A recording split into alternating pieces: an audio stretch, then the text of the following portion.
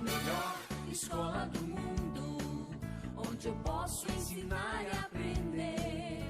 A palavra da sabedoria é a nossa EBD. Deus é o nosso diretor, o Espírito Santo nosso professor. A Bíblia é a cartilha que ensina o caminho, a verdade e a vida. Deus é o nosso diretor, o Espírito Santo nosso professor. A Bíblia é a cartilha que ensina o caminho, a verdade e a vida. Bom dia, irmãos. Graça e paz. Tudo bem com vocês? Muito bem, estamos aqui mais um domingão, dia de escola dominical, para darmos prosseguimento aos nossos estudos. Nós estamos estudando a revista Expressão, estudos bíblicos sobre a salvação. Hoje nós estudaremos a lição número 8, baseada no Evangelho de João, capítulo 3, versículos de 1 a 16, cujo título é A Conversão.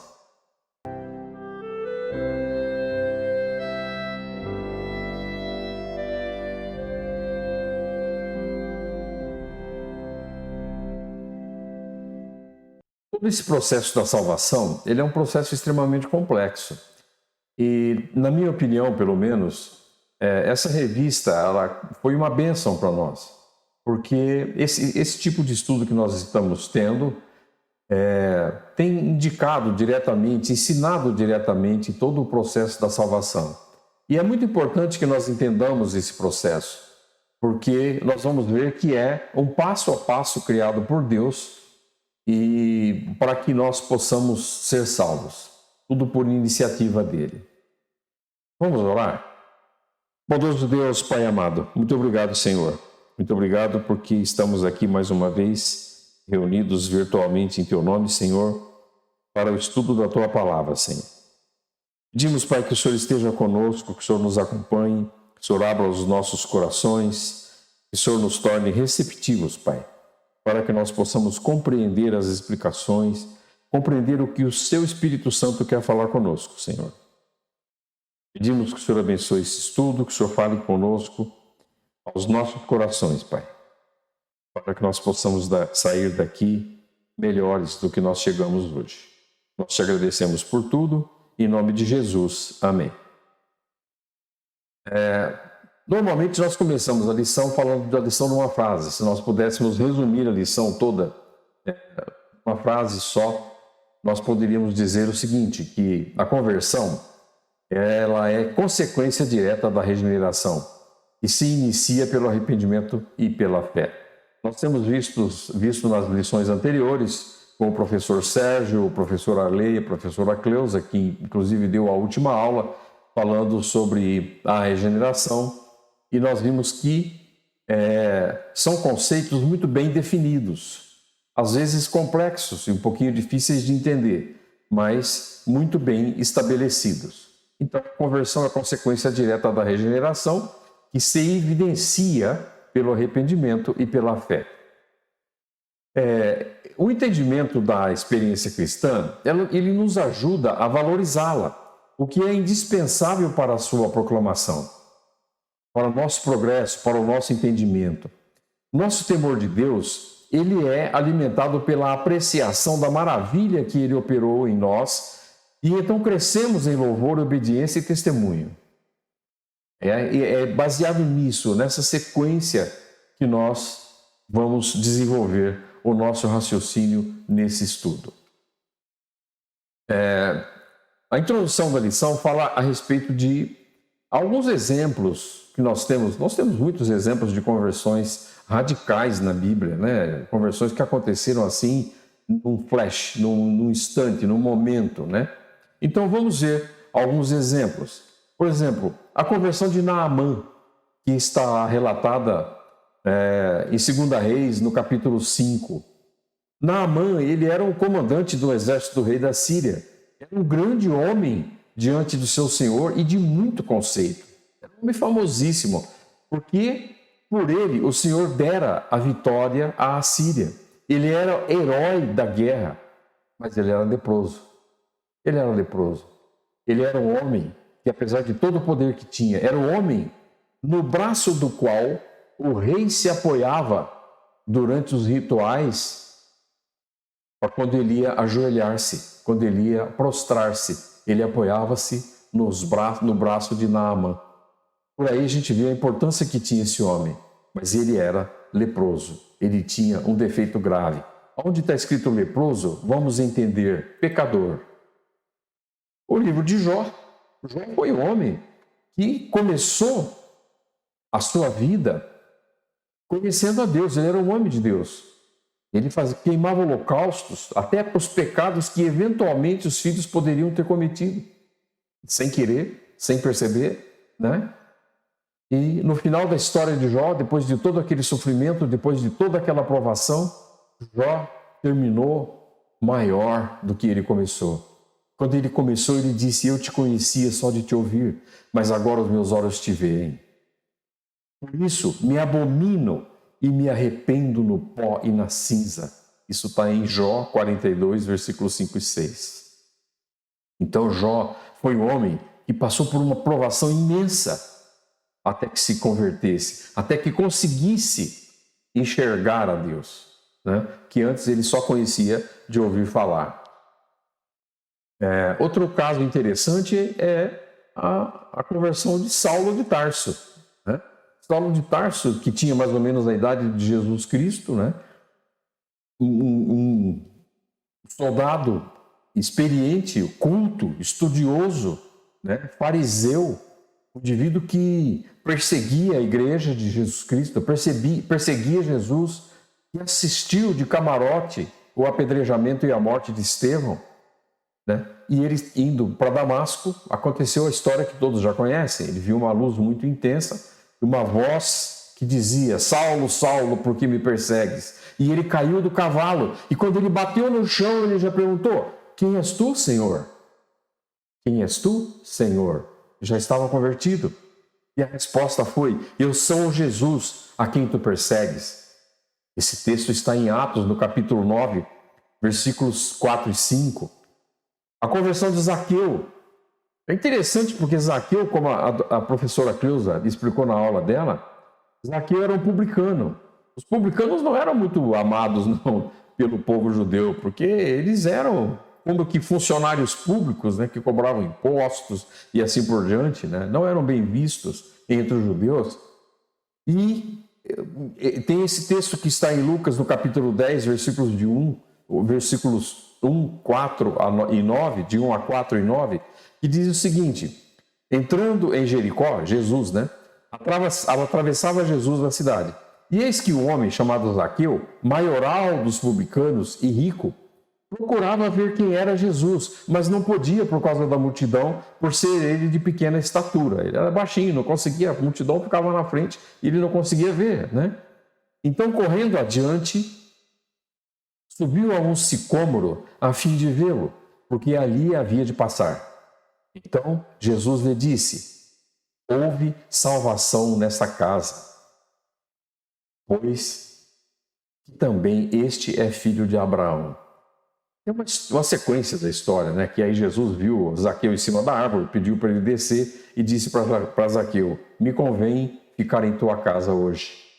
E é interessante ler esse texto, porque Zaqueu, ele demonstrou uma curiosidade. Ele ouvia falar de Jesus, mas não conhecia. Mas ele demonstrou uma intensa curiosidade para ver Jesus. Ele queria ver Jesus. E esse é o primeiro passo na nossa conversão. Olhar para Jesus, querer ver Jesus, querer conhecer Jesus, querer conhecer o Evangelho pregado por Jesus. E por fim, um outro exemplo é o exemplo de Nicodemos, que nós vamos estudar na lição de hoje, né? Que no Evangelho de João, no capítulo 3, versículos de 1 a 2, diz que havia entre os fariseus um homem chamado Nicodemos. Vamos ler aqui o texto todo, para que nós possamos entender direitinho isso. Havia entre os fariseus um homem chamado Nicodemos, um dos principais dos judeus. Este de noite foi ter com Jesus e lhe disse: Rabi, sabemos que és mestre vindo da parte de Deus, porque ninguém pode fazer estes sinais que tu fazes se não estiver com ele. A isto respondeu Jesus: em verdade te digo, que se alguém não nascer de novo, não pode ver o reino de Deus. Perguntou-lhe Nicodemos: como pode um homem nascer sendo já velho? Porventura voltar ao ventre materno e nascer segunda vez? Respondeu Jesus: em verdade te digo, quem não nascer da água e do Espírito não pode entrar no reino de Deus. O que é nascido da carne é carne, o que é nascido do Espírito é Espírito. Não te admires de eu te dizer: importa-vos nascer de novo. O vento sopra onde quer, ouves a sua voz, mas não sabe de onde vem nem para onde vai. Assim é todo o que é nascido do Espírito. Então perguntou-lhe Nicodemos: como pode suceder isto? Acudiu Jesus: tu és mestre em Israel e não compreende essas coisas? Em verdade te digo que nós dizemos o que sabemos e testificamos o que temos visto, contudo não aceitais o nosso testemunho. Se tratando de coisas terrenas, não me credes. Como crereis se vos falar das celestiais? Ora, ninguém subiu ao céu, senão aquele que de lá desceu, a saber, o Filho do Homem que está no céu. E do modo por que Moisés levantou a serpente no deserto, assim importa que o Filho do Homem seja levantado, para todo aquele que nele crê não pereça e tenha vida eterna. Então, nesse texto, Jesus, que foi bajulado por Nicodemos, né, que chegou elogiando Jesus, falando que ele era mestre, que ele fazia coisas que só mesmo uma pessoa que era de Deus podia fazer e tudo mais, e Jesus foi meio que abrupto com ele, né? Já foi logo dizendo como é o processo em que ocorre a conversão de uma pessoa e a salvação de uma pessoa. Então, a conversão de Nicodemos, ela foi interessante, porque nesse primeiro encontro que ele teve com Jesus, ele estava tímido, ele foi à noite para não ser visto pelas pessoas, porque ele era fariseu, membro do Sinédrio, era um homem poderoso, né? E ele não queria ser visto, porque isso poderia dar uma confusão muito grande para ele. E ele foi tímido, abordando Jesus de uma maneira assim, meio que mansamente, né? Meio que inseguro, vamos dizer assim. Mas nós vamos ver que no Evangelho de João, no capítulo 19, dos versículos de 38 a 40, diz o seguinte: depois disso, falando da crucificação, da morte de Jesus, né? Depois disso, José de Arimateia, que era discípulo de Jesus, ainda que ocultamente pelo receio que tinha dos judeus, rogou a Pilatos que lhe permitisse tirar o corpo de Jesus. Pilatos lhe permitiu. Então foi José de Arimateia e retirou o corpo de Jesus. E também Nicodemos, aquele que anteriormente viera a ter com Jesus à noite, foi, levando cerca de 100 libras de um composto de mirra e aloés. Tomaram, pois, o corpo de Jesus e o envolveram em lençóis com os aromas, como é de uso entre os judeus na preparação para o sepulcro. Nicodemos teve um outro encontro com Jesus, um encontro, vamos dizer assim, intermediário, quando os judeus estavam reunidos no Sinédrio e querendo fazer uma armadilha para pegá-lo, para prendê-lo, e Nicodemos defendeu Jesus nessa ocasião. Então vejam bem que primeiro ele foi escondido, depois ele teve coragem de falar no Sinédrio que era importante que os judeus ouvissem Jesus, que era importante ouvir a mensagem de Jesus, que ele tinha ouvido a mensagem de Jesus e que era importante que eles também ouvissem. Mas quando chegou mais adiante, na morte de Jesus, ele se expôs, ele foi lá em público e ele não se importou mais com a opinião dos judeus. Para ele não fazia mais diferença nenhuma o que os judeus pensassem a respeito dele, porque ele estava ali no momento do sepultamento de Jesus. Então a gente vê que a conversão de Nicodemos foi uma conversão progressiva, né? À medida que ele foi ouvindo de Jesus e se relacionando. Então vejam bem, uma pequena historinha, vamos dizer assim, um resuminho de quem era Nicodemos. Nicodemos significa conquistador do povo, uma das principais autoridades religiosas de Israel. Ele era um líder religioso em Israel. Fazia parte do grupo dos fariseus, uma organização religiosa que conhecia e ensinava a palavra de Deus. Os fariseus, eles eram zelosos pelo cuidado da palavra de Deus, do evangelho de Deus. Ele era mestre, era professor da lei de Deus em Israel, um profundo conhecedor da teologia do Antigo Testamento. Ele era membro do Sinédrio, onde tinha 70 sábios, que governava o tribunal eclesiástico e civil em Israel. Então, a gente vê que ele era uma pessoa importante, assim, tipo com o Supremo Tribunal Federal do povo de Israel, do qual ele participava. Para ser fariseu, membro do Sinédrio, a pessoa tinha que ter algumas qualificações. Ser profundo conhecedor da lei de Deus, ter bom testemunho do povo, moral irrepreensível, íntegro, justo, piedoso e sincero. Então, esse era Nicodemos. Tudo isso era Nicodemos. Entretanto, Nicodemos, apesar de todos esses qualificativos, apesar de todos esses adjetivos, Nicodemos não havia nascido de novo. Ele não era salvo. Nicodemos era um pecador. A conversão, ela exige de nós, ou ela opera em nós, uma transformação completa. Como nós vimos que a explicação da professora Cleusa na aula passada, a regeneração é um ato realizado só por Deus. A regeneração, Deus, no qual ele renova o coração humano, fazendo-o reviver depois de estar morto. Não morto fisicamente. Outro dia me perguntaram, Itamar, qual é a diferença entre ressurreição e regeneração? Na ressurreição, o indivíduo morre fisicamente. E quando ele ressurge, quando ele ressuscita fisicamente. E ressuscita a mesma pessoa que ele era antes de morrer. Né? Na regeneração, não.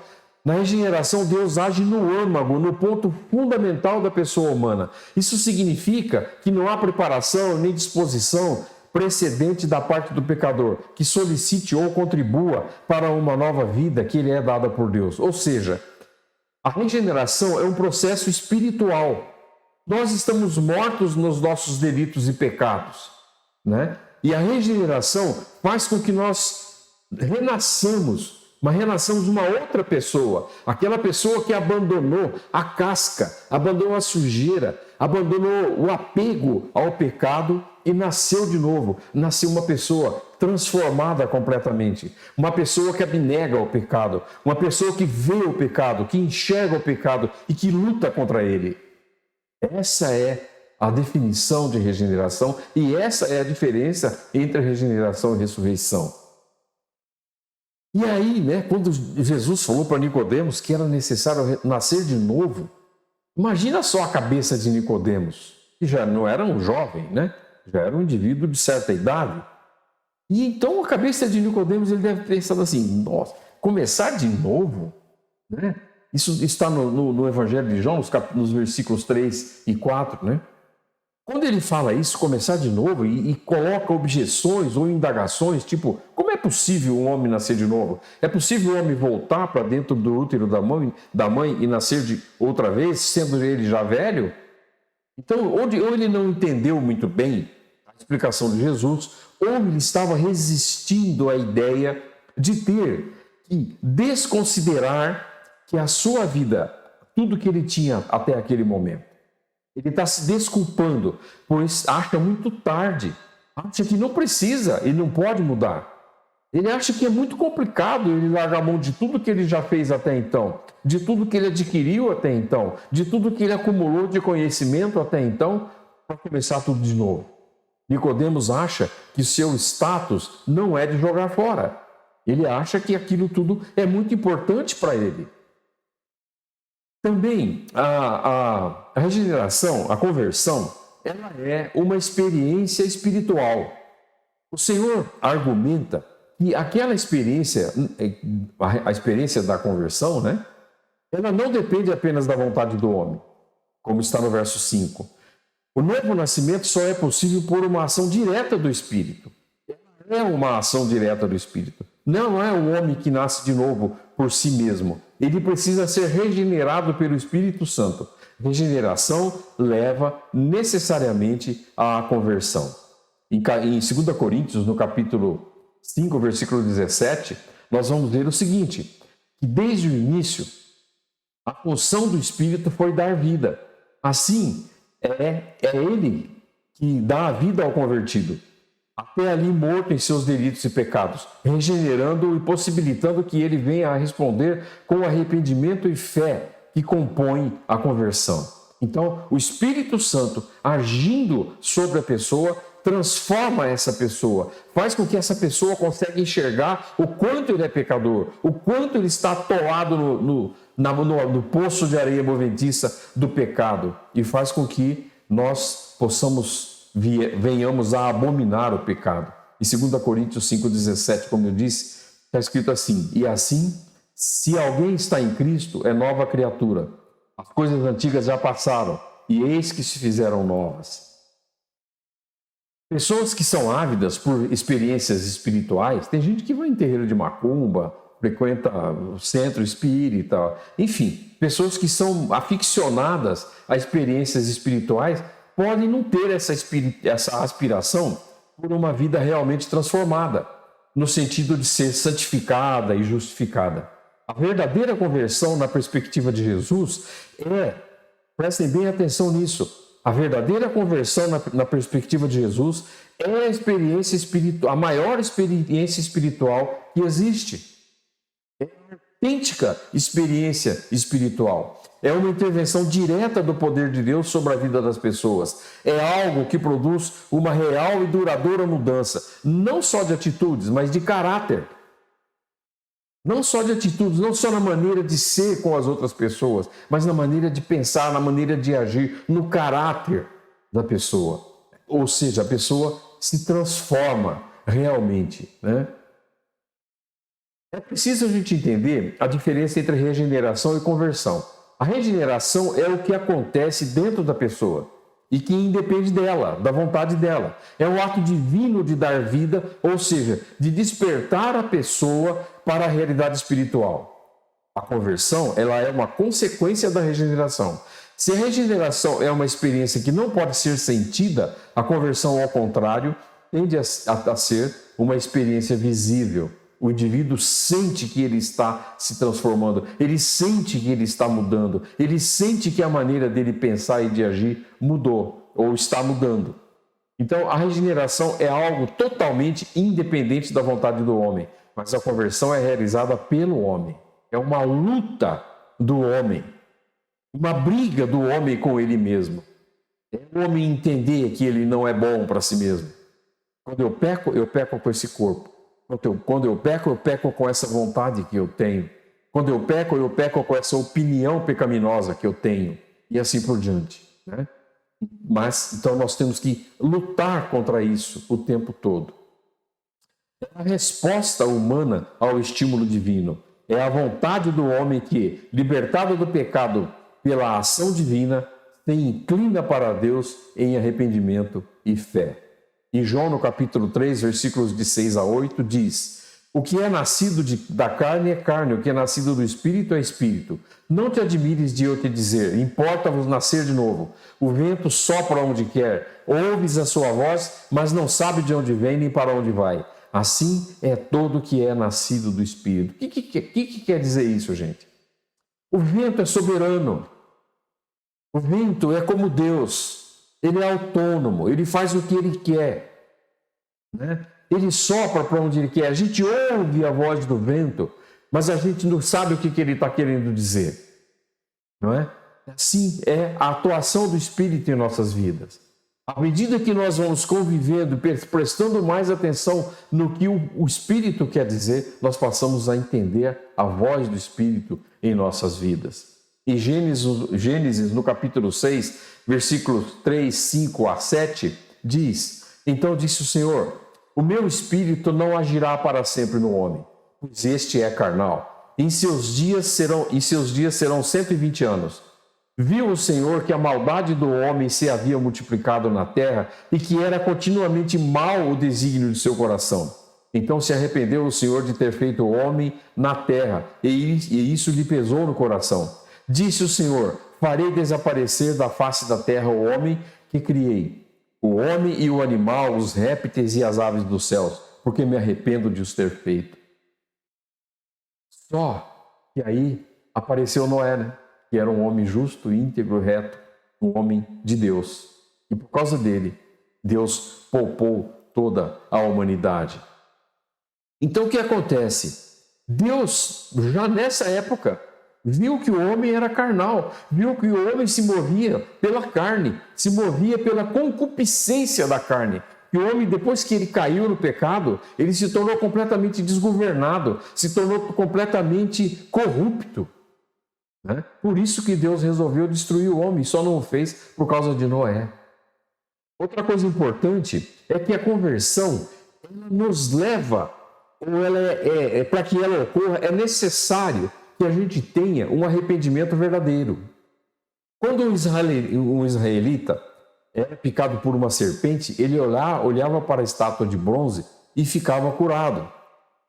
Assim, Nicodemos, ele também havia sido picado pelo veneno mortal do pecado. Ele precisava sentir também o desespero da morte, que é o requisito para a salvação. Gente, é preciso que nós entendamos isso, que nós estamos mortos em nossos delitos e pecados. Que se nós morrermos assim como nós estamos, nós vamos para o inferno. Esse é o desespero que Nicodemos precisava sentir, para que ele também sentisse a necessidade de procurar Jesus, o desejo, a curiosidade. Assim como Zaqueu sentiu uma curiosidade de ver Jesus, Nicodemos também sentiu. Um chamado no sentido de que Nicodemos deveria procurar Jesus. Nós vamos ver essa história, que o levantamento do Filho do Homem é a solução providencial de Deus.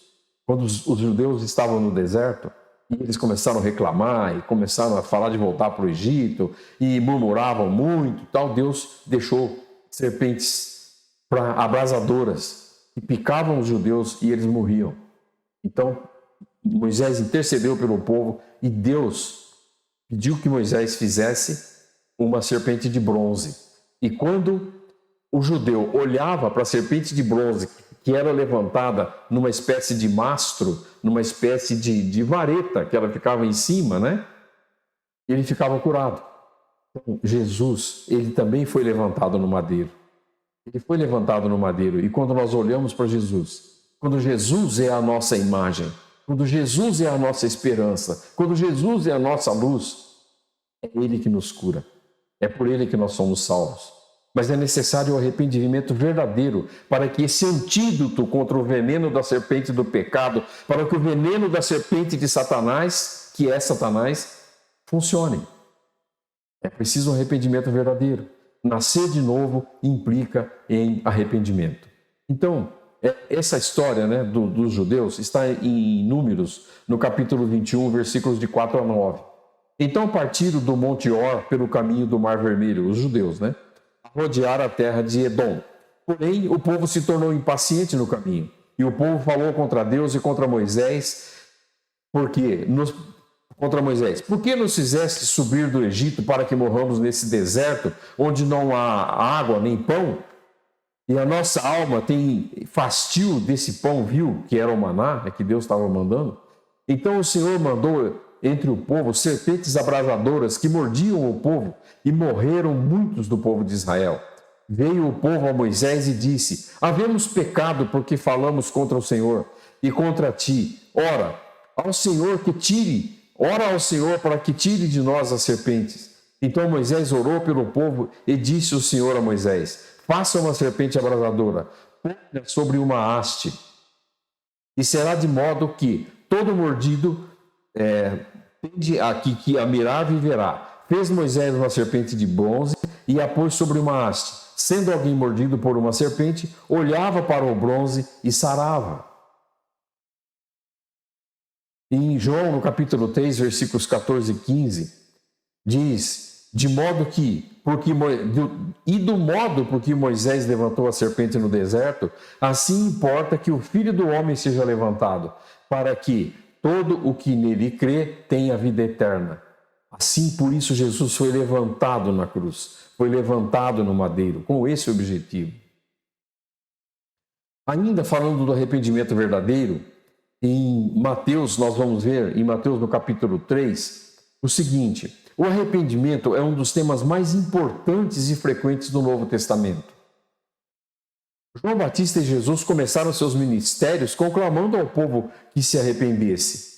Então, em Mateus, no capítulo 4, versículos 16 e 17, está escrito: naqueles dias apareceu João Batista pregando no deserto da Judéia e dizia: arrependei-vos, porque está próximo o reino dos céus. E em Mateus, no capítulo 4, versículos 16 e 17, o povo que jazia em trevas viu grande luz, e aos que viviam na região e sombra da morte resplandeceu-lhes a luz. Daí por diante, passou Jesus a pregar e a dizer: arrependei-vos, porque está próximo o reino dos céus.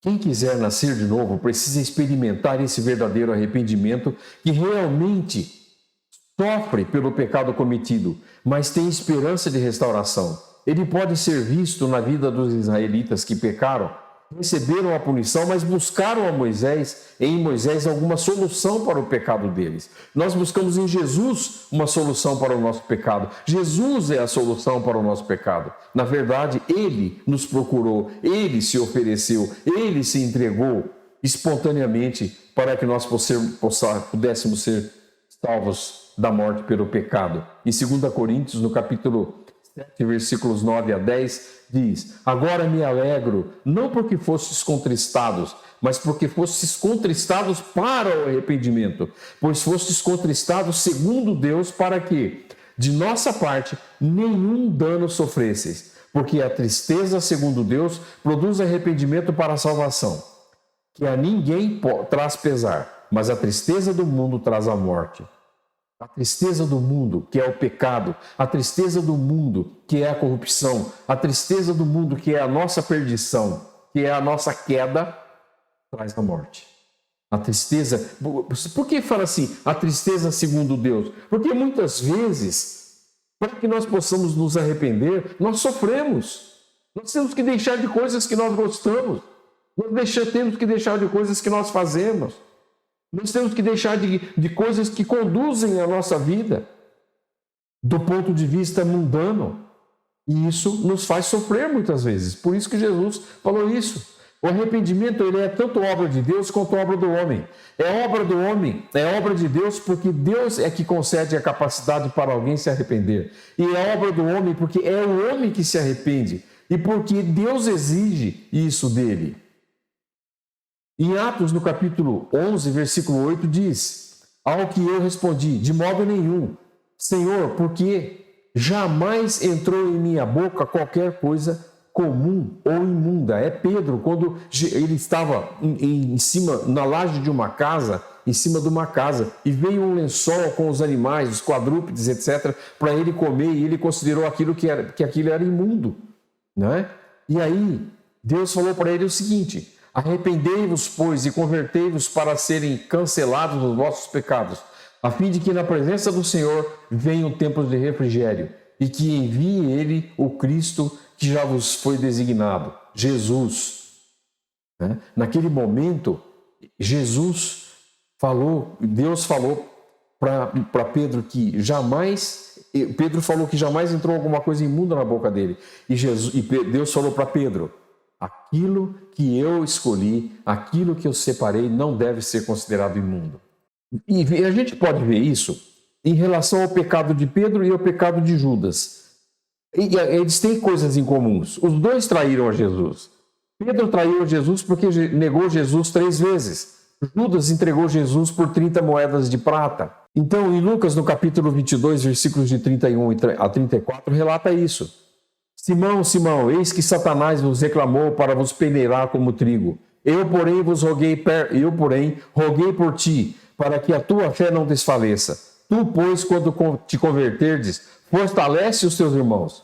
Ele, porém, respondeu: Senhor, estou pronto a ir contigo, tanto para a prisão como para a morte. Mas Jesus lhe disse: afirmo-te, Pedro, que hoje 3 vezes negarás que me conheces, antes que o galo cante. E a questão de Judas, em Mateus no capítulo 26, 14 a 16, que é o pacto da traição. Então, um dos 12, chamado Judas Iscariotes, indo ter com os principais sacerdotes, propôs: que me quereis dar, e eu vou-lo entregarei?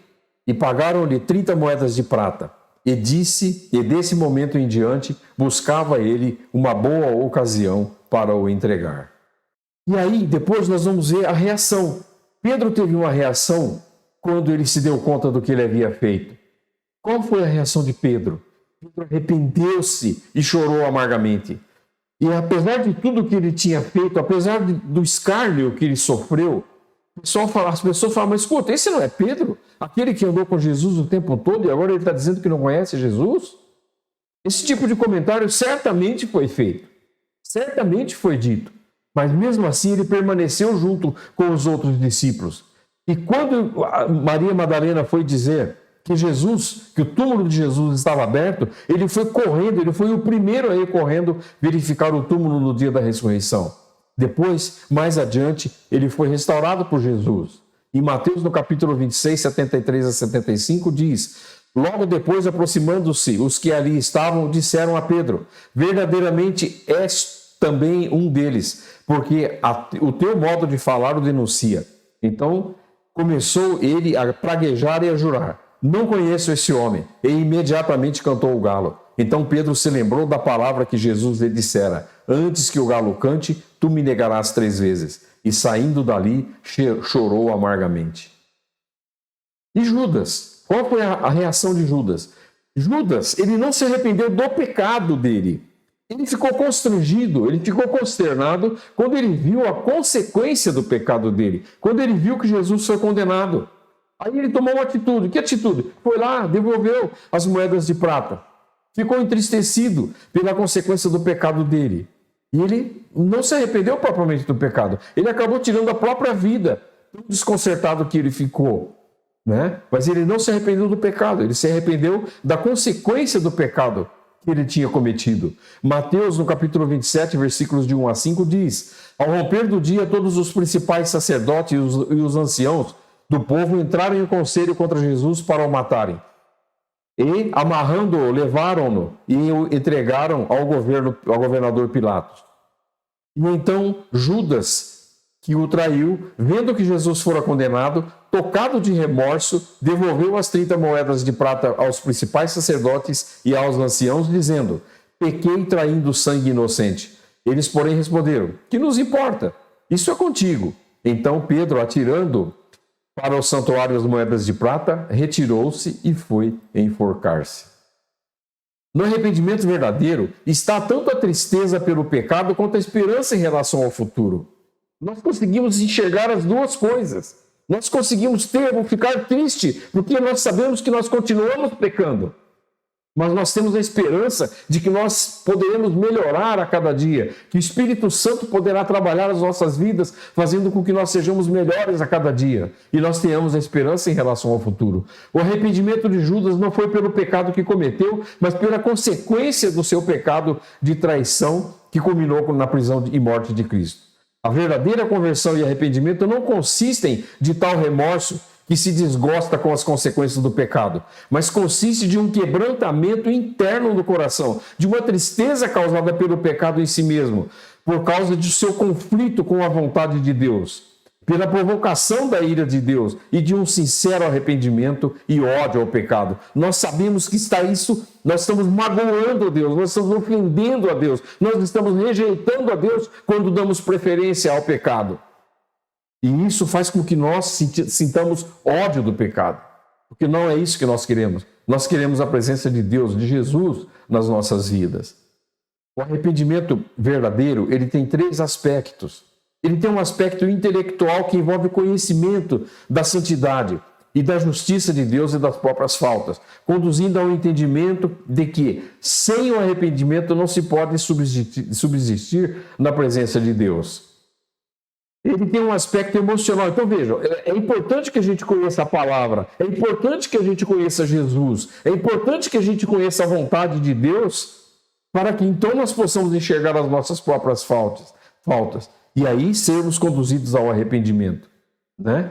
Mas ele também tem um aspecto emocional. que representa a tristeza sincera por causa do pecado em si, não somente pelas consequências dele, mas pelo que ele representa em termos de ofensa a Deus. E também tem um aspecto chamado volitivo. Volitivo significa em relação à vontade, ao desejo. Daí que vem a palavra volúpia, daí vem a palavra voluntário e assim por diante, né?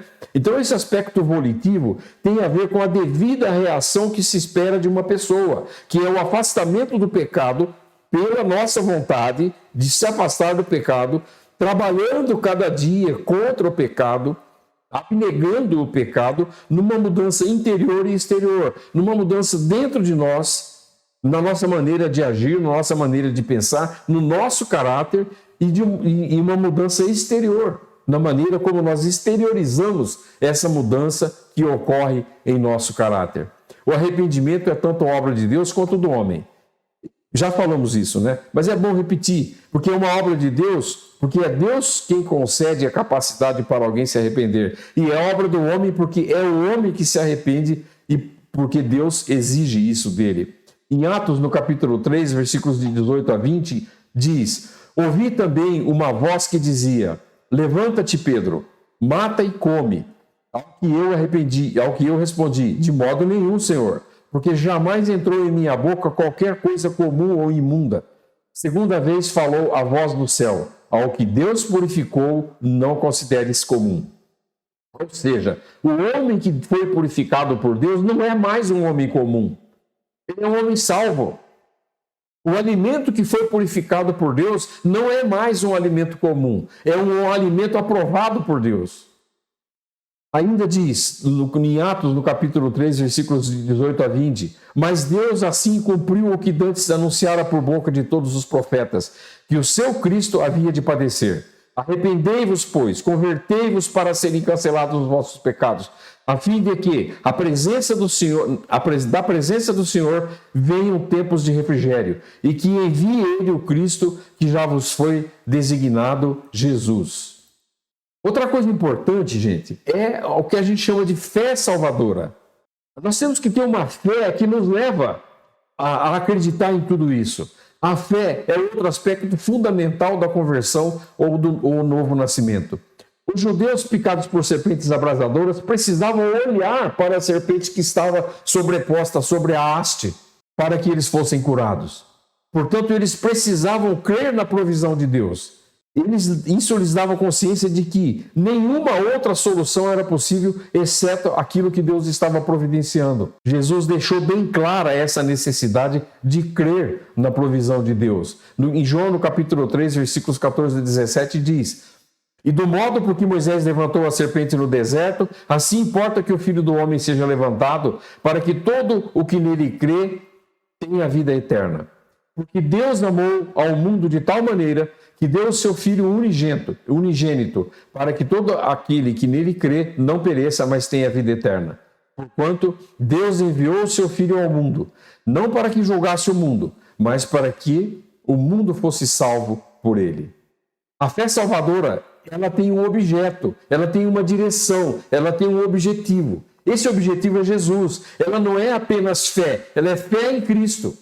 A confiança na provisão salvadora de Deus que se expressa em obediência à sua palavra. A fé é absolutamente necessária para essa salvação. Em Romanos, no capítulo 3, versículos 28, nós lemos: concluímos, pois, que o homem é justificado pela fé independente das obras da lei.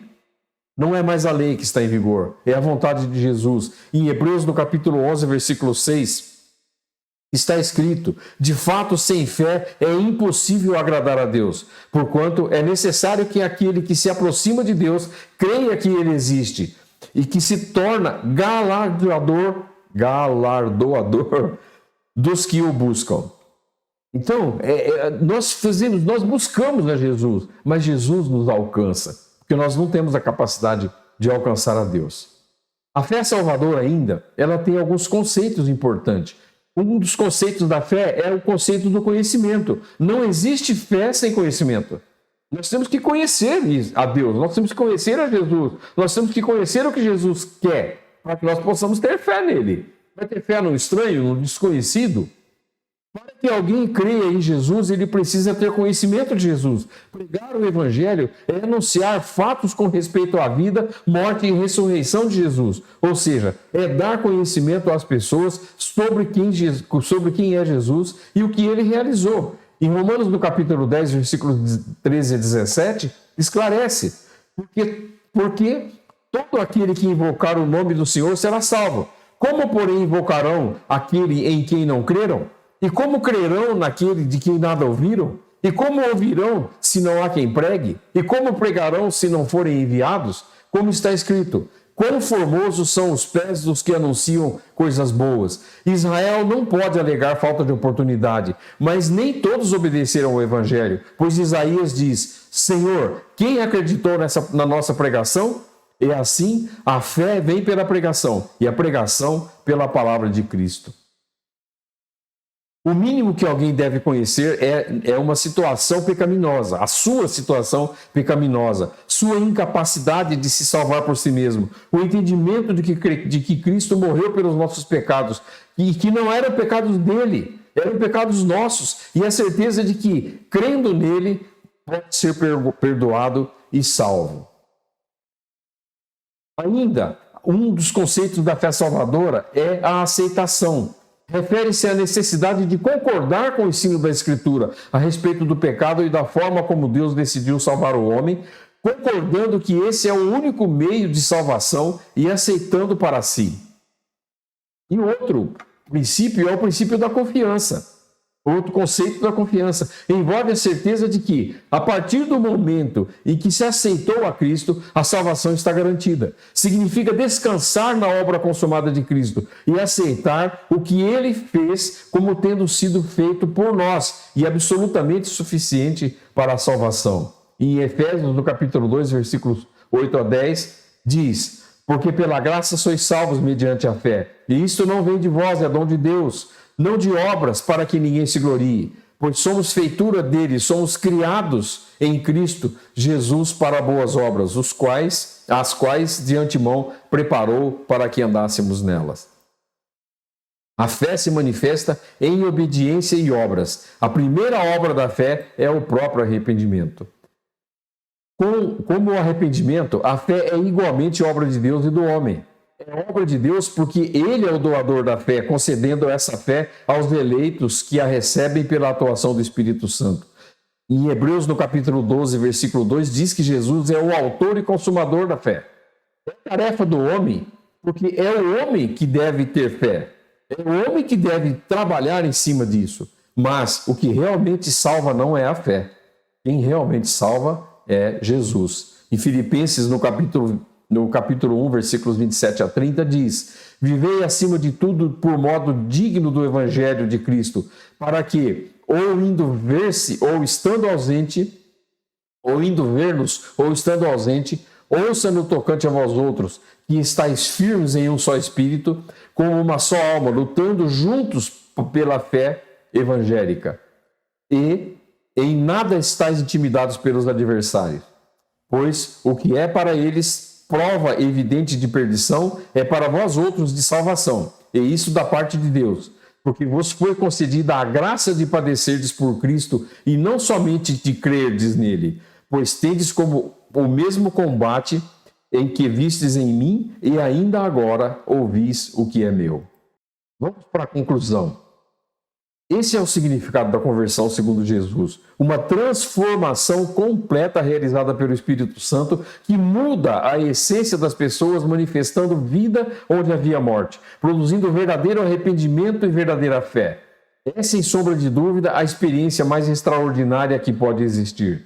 Quanto a Nicodemos, embora no início tenha resistido às palavras de Jesus, o defendeu no sinédrio e ajudou José de Arimateia a sepultá-lo. Na aplicação, muitos talvez não tenham essas experiências. Talvez se sintam mestres, mas percebem que são inexperientes em relação à graça. Ainda não têm experimentado essa vida como algo que é mais do que carne. Não devemos nos contentar em ter uma vida medíocre. Devemos buscar a verdadeira conversão. Deus nos abençoe e que Deus nos inspire, que Ele nos dê essa vontade de nos dedicarmos aos ensinamentos dele. Muito obrigado a todos.